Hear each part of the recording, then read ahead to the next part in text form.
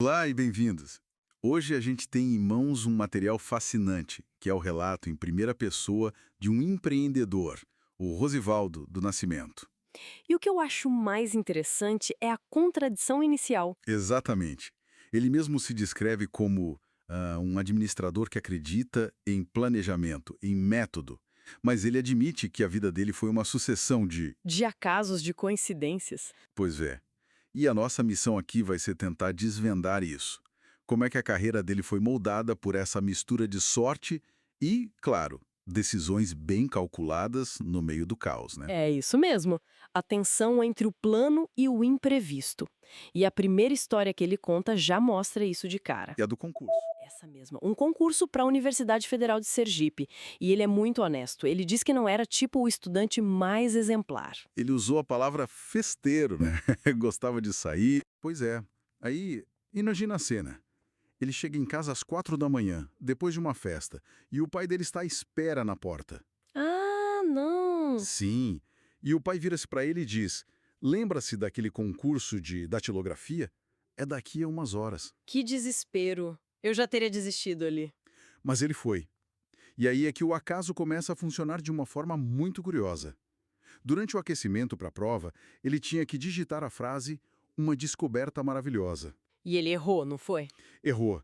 Ele digitou uma desconhecida verdade. Nossa. Ele conta que entrou em pânico. Achou que tinha estragado tudo antes mesmo de a prova começar. Mas na hora H, ele conseguiu focar e passou. E não só passou, ele ficou numa boa colocação, se não me engano. Ficou em 11 lugar. Mas o detalhe que muda tudo não é a nota.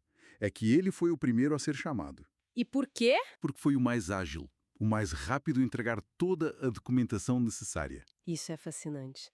Quer dizer, o que fez a diferença não foi a preparação perfeita, mas a ação rápida, a agilidade. Exatamente. E isso já levanta uma questão, né? O que é que realmente qualifica alguém para o sucesso? Às vezes, não é só o estudo, é essa prontidão, essa capacidade de agir no momento certo. A sorte encontrou uma habilidade que ele tinha, a datilografia, e ele soube aproveitar. E parece que a vida continua a testar essa agilidade dele. Ele tinha o que descreve como uma mania de concurso. Fazia todos que apareciam? Todos.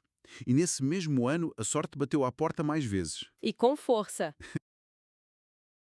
Assim, ele passou para a Petrobras, Caixa Econômica e Banco do Brasil. Só empresas de peso. A Petrobras chamou primeiro e ele recusou, Disse não. porque gostava do ambiente da universidade, né? Isso. Aí a Caixa chamou. E o reitor, para não o perder, ofereceu-lhe um cargo comissionado, uma chefia. Parecia que o destino dele estava traçado ali. Era o caminho mais lógico. Mas é aí que vem a decisão que, para mim, mostra a mentalidade dele. O Banco do Brasil chama e ele aceita, mesmo sabendo que ia ganhar consideravelmente menos. É a tal decisão contraintuitiva. Trocar um cargo de chefia, um salário melhor, por algo que pagava menos. Qual era a lógica? A lógica não era imediata, era de longo prazo. Ele viu um potencial de crescimento na carreira dentro do banco que ele sentia que já não tinha mais na universidade. Ele sacrificou o conforto do presente. Exatamente. Sacrificou por uma aposta no futuro. E a imagem que ele usa para descrever essa época é muito forte. A do caminhão. É fantástica. É brutal. Ele ia para o curso de formação do banco à boleia. E por vezes a boleia era na carroceria de um caminhão. Tenta visualizar isso. O jovem, de fato e gravata, na poeira, na traseira de um caminhão. A segurar a gravata com a mão para o vento não a levar. Essa imagem é uma metáfora perfeita. É o espírito empreendedor em estado puro, antes mesmo dele se tornar empresário. É o sacrifício visível em troca de uma visão. É uma ambição que vai muito além do salário no fim do mês. E acho que é essa ambição que o leva para o passo seguinte, né? O salto de funcionário para dono do próprio negócio. E o padrão repete-se. Começa com uma necessidade e, claro, com mais uma daquelas coincidências da vida dele. Pois é. Há uns 20 anos, ele ainda estava no banco, mas já tinha uma vida paralela bem agitada. Uma vida tripla, na verdade. Sim, ele geria uma clínica e, ao mesmo tempo, dava consultoria de qualidade daquelas de certificação ISO 9001. E a consultoria começou a crescer. Começou a crescer muito. E, de repente, ele precisava de um espaço, de um escritório para atender os clientes. E aqui entra o acaso outra vez. porque ele já tinha o imóvel. Tinha uma casa de esquina que ele alugava a 3 inquilinos diferentes. A necessidade encontrou o recurso. E a primeira ideia que ele tem vem de outra experiência dele, a da clínica. Isso mesmo.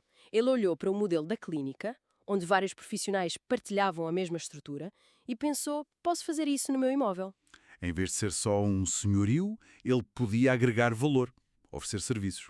Exato. Incluir os custos de água, luz, internet, uma recepcionista. É o que chamamos de síntese de experiências. A consultoria criou a necessidade, o imóvel era o ativo e a clínica inspirou o modelo de negócio. Ele estava a ligar pontos que, à primeira vista, não tinham nada a ver. Só que, nas palavras dele, a ideia ainda era muito solta. Era um embrião. Não tinha um nome, não tinha uma estrutura, Era uma intuição. uma intuição. E o momento da revelação, a epifania, veio de onde menos se esperava. Não teve a ver nem com a consultoria, nem com a clínica, pois não. Nada a ver. Um amigo convidou para abrirem uma agência de viagens. E ele, como era curioso, foi ao Sebrae procurar uma daquelas cartilhas, sabe? O manual sobre como montar a tal agência. E é aqui que o acaso entra em cena de forma espetacular. De forma decisiva. Ele está lá na prateleira, a puxar a cartilha da agência de viagens e, sem querer, vem outra agarrada. E o título era? Como montar seu escritório virtual. A capa tinha foto de uma sala de reuniões. E a primeira coisa que ele pensou foi, ué, o que uma sala de reuniões, algo tão físico, tem a ver com o virtual? A curiosidade falou mais alto. Ele começou a ler. E foi um choque. Uma revelação total. Aquela ideia dele, muito solta, de um espaço partilhado com serviços, já existia. Tinha um nome, um modelo de negócio. Estava tudo ali. E a reação dele a isso é muito interessante. Ele diz que se sentiu como se a ideia dele tivesse sido roubada no passado. É uma reação estranha, não é? A maioria das pessoas talvez ficasse desanimada. Ah, já existe, não é original. Mas para ele foi o contrário. Esse sentimento de roubaram a minha ideia foi a maior validação possível. Foi a confirmação de que a intuição dele tinha valor, tinha mercado. Em vez de o parar, aquilo foi o gatilho. Foi o gatilho. Foi o que o fez mergulhar de cabeça, visitar outros escritórios, procurar a associação do setor. A coincidência transformou a intuição em ação. E é aqui que a história muda de tom. Acabam-se as coincidências felizes e começa a luta com a realidade. Agora a coisa fica séria. Pois é. Ele tinha a ideia, tinha a pesquisa, tinha um plano de negócios super detalhado. Na cabeça dele, a empresa já existia. Mas a realidade? Bem, a realidade foi um choque. Um choque brutal. E veio na forma de um comentário. Ele conta de um encontro em Salvador que foi um verdadeiro murro no estômago. Conta lá o que aconteceu. Ele foi visitar um escritório que já funcionava para aprender, não é? E começou a descrever o projeto dele com todo o entusiasmo a uma colega do ramo, a Rosana. Ele estava a vender o sonho dele. Exato. Descreveu o imóvel, os serviços, o plano, e ela ouviu tudo com atenção e, no final, disse, na lata: "Ah, então a sua empresa não existe, é uma empresa de papel." Uau! Empresa de papel. Ele usa a palavra soco. Dá para imaginar o impacto. Totalmente. No momento em que o projeto é tão frágil, ouvir uma coisa dessas, muitos teriam desistido ali mesmo.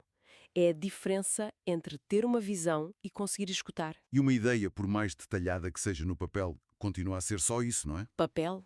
Exato. Mas o que ele fez a seguir foi genial. Ele transformou essa negatividade toda em combustível. Em vez de se abater, ele ficou com raiva. Ficou determinado a provar que a empresa dele não era de papel e, num gesto incrível, ele contratou a própria Rosana como consultora. Que reviravolta. Foi como dizer, ok, tu achas que é de papel, então agora vais ajudar-me a construir os tijolos. Precisamente. Só que construir esses tijolos foi um processo que ele descreve como sofrido. É a parte da história que muitas vezes não se conta. O vale da morte do empreendedorismo. Sim, e a primeira grande dificuldade foi formar uma equipa. Como é que se convence alguém a largar um emprego seguro para se juntar a uma empresa de papel? É um teste de liderança, de vender uma visão que ainda não existe. E o segundo golpe acho que foi ainda mais duro. O plano de negócios. Exato. Ele percebeu que aquele plano, tão bem preparado, estava errado. As projeções, o tempo para atingir o ponto de equilíbrio, nada aconteceu como ele esperava. E aí a parte financeira começou a apertar. Ele conta que chegou a um ponto em que não tinha dinheiro no bolso para comprar um gelado. Os cartões de crédito todos no limite. A pressão deve ter sido absurda. Ele admite que pensou em fechar a empresa, em desistir de tudo. É o momento do abismo, né? Mas a forma como ele olha para esse período hoje é o que, para mim, é mais revelador. Ele não vê esse sofrimento como um tempo perdido. Pelo contrário, Pelo contrário, ele diz que se não tivesse passado por aquele aperto, hoje ele não saberia valorizar o que é viver acima do ponto de equilíbrio. faz todo sentido. A experiência da escassez deu-lhe uma perspectiva totalmente nova sobre o sucesso.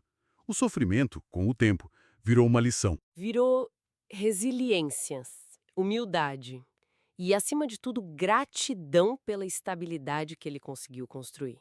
A memória da dificuldade tornou a vitória muito mais doce. Então, quando a gente olha para a jornada completa, começamos com um tipo cuja carreira era definida pelo acaso e terminamos com um empresário forjado na determinação pura. Acho que a grande lição é que o empreendedorismo tem muitas caras. Nem sempre nasce de um plano meticuloso. Às vezes nasce de acidentes, de necessidades e de uma vontade teimosa de transformar papel em algo concreto. E a própria motivação dele mudou ao longo do caminho, não foi? Completamente. No início era algo super pragmático, rentabilizar um imóvel. Era uma questão financeira. Mas depois transformou-se em algo maior. Sim. Ele percebeu que o negócio dele não era sobre alugar espaços, era sobre facilitar a vida de outras empresas, sobre ser uma plataforma para outros sonhos começarem. E ele encontrou um propósito. Exato.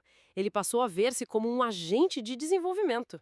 E ele diz uma coisa ótima, que o dinheiro não pode ser um fim em si mesmo. Tem de ser transformado numa experiência, em algo com um significado. E essa mudança de propósito, com certeza, foi o que o segurou nos momentos mais difíceis. É uma perspectiva muito poderosa. E este relato todo deixa-me a pensar numa coisa. Ele sentiu que a ideia dele tinha sido roubada do passado quando achou a cartilha. Hum. E isso leva-nos a uma pergunta, talvez para quem nos ouve. Quantas das nossas ideias, ditas originais, na verdade já existem por aí, à espera de serem descobertas? É uma ótima provocação. Talvez a grande inovação não seja sempre inventar algo do zero, mas ter a curiosidade de, por acaso, pegar na cartilha errada da prateleira e ter a coragem de ler o que está lá dentro.